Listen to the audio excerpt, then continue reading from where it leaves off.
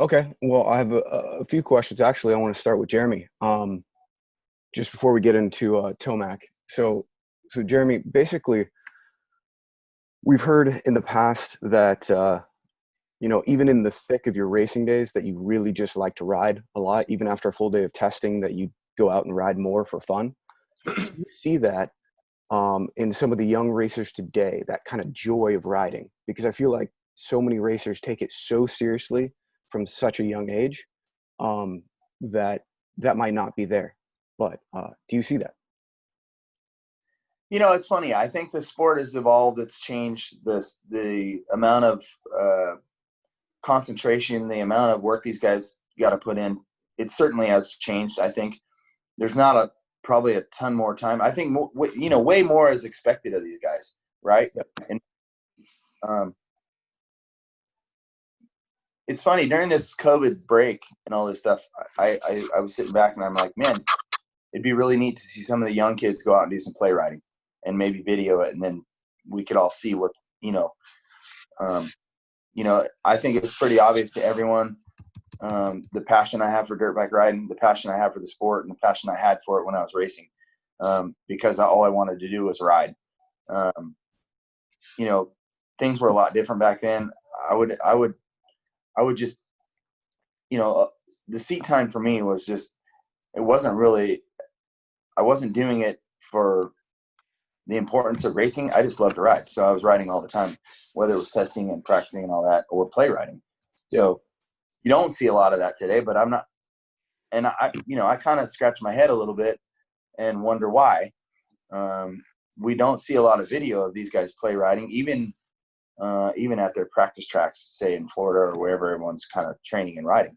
So yeah, times have changed. I'm not sure why we don't see it, but it doesn't mean that these guys don't have passion for the sport and what they're doing. We just, unfortunately, we don't get to see all their riding. For sure.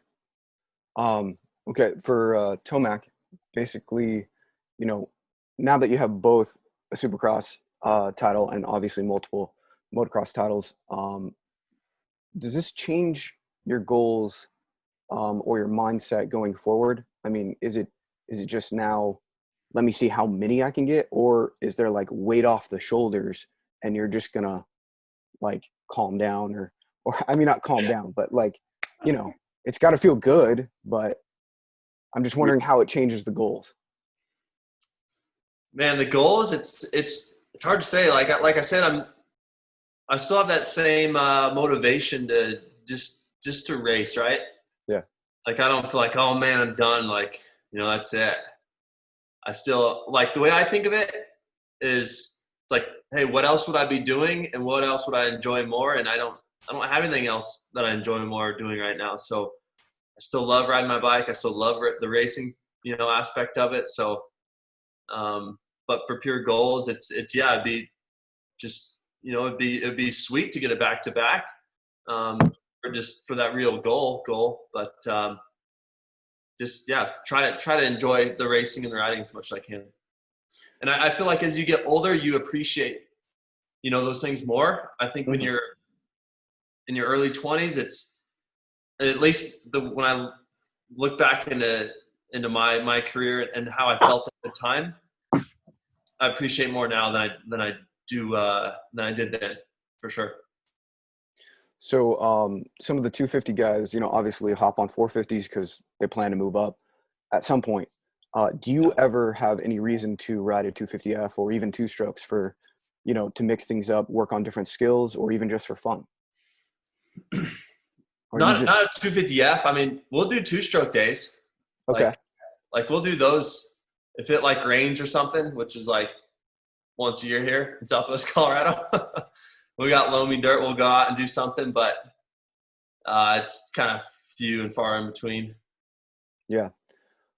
With both your mom and your dad, racing bicycles, you come from a very competitive family and a lot of accomplishments, and then when we see you guys at the race and you, there is a seriousness because you have a job to do, you got to do it. But is there a lighter side to the family that we don't see? Like, do you guys like to just blow off some steam, or is it always competitive? Because I know some families, you get everyone together Yeah. you know, they're always trying to challenge each other, or is it like, hey, let's go fishing? So I mean, yeah, I don't put everything on social media. So yeah, we get out, we hit the lake, you know, we go fishing, do a little bit of hunting, that sort of thing. So yeah. So Does my your last dad, question. does your Oh, sorry. Go ahead. dad compete with you when you're climbing mountain bikes? It's always him going downhill is just stupid. You know, it's like, I don't know. It's just his jam. What about uphill? Nah, I can get him there. But now it's like, who's got the e-bike, right? Yeah, that's what I was going to say. When is the e-bike coming in? Oh, those things are crazy too. Yeah, they're a lot of fun. My last question is basically, I mean, now that there is a schedule for the outdoors, I mean, we're hoping everything, you know, fingers crossed, everything goes smooth. But if there was something to come up that didn't happen, is it like, are you okay with saying, okay, 2020 outdoors is kind of a wash, we'll just be super prepared for 2021 and look forward? Or are you like, no, we need to figure something else out, or I'm going to go race, you know, off-road races or something? That's tough to say. I really hope we do race. Like, it's just the best for everyone, right? You know, yeah, we all hope that. Yeah. It's, I don't know. It's like out of our power. So I just hope to God we go race, you know, and yeah, just go do what we know. Yeah. All right. That's all I got. I'm here to tell you that Supercross only is not too bad either. So, Eli, you'll be going for your 4th straight outdoor title this summer. With Salt Lake, we're kind of all in one same spot the whole time. What are your thoughts on the travel and everything else that goes along with the schedule this summer? Oh, well, I mean, it's, you know, I mean, that we're a little bit back to normal, right? Because we're back to traveling. So really it's, you know, like the Loretta's is going to be super interesting. Like, no one's been there. I feel like, you know, for them, been there for so many years.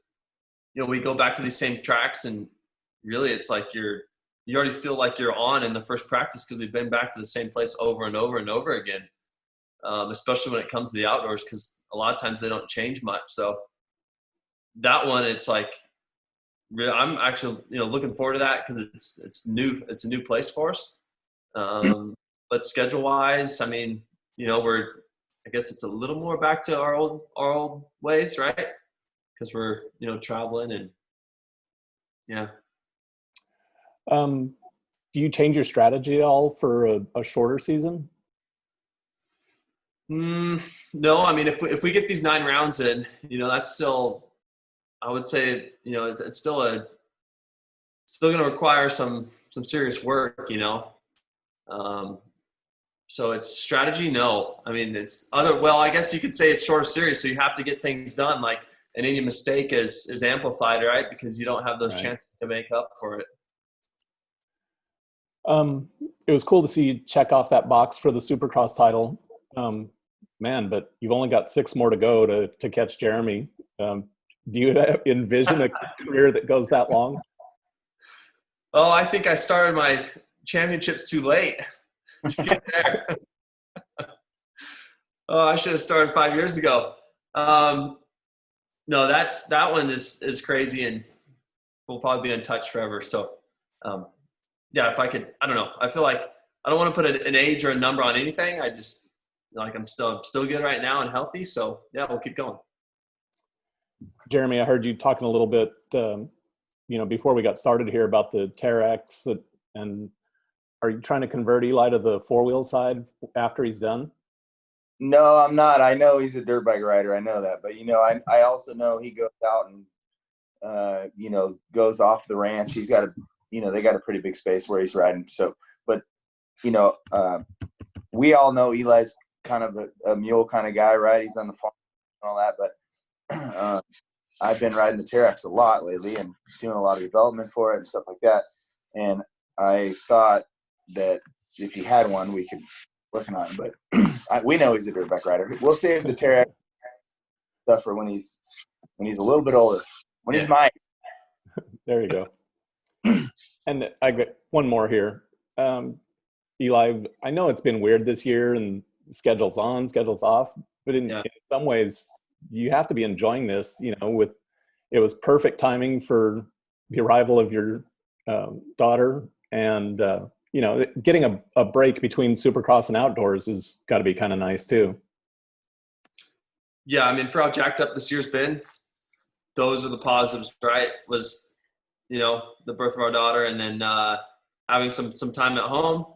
I mean, but like mentally, you're like, what's next, right? Like, do I need to get ready? You know, do I need to, like, you know, hunker down and start, you know, riding 4 days a week kind of thing? So that's what's kind of been the unknown. But at least now, I guess we have a target to shoot for, but that can be ever changing as well. Thanks. Yeah.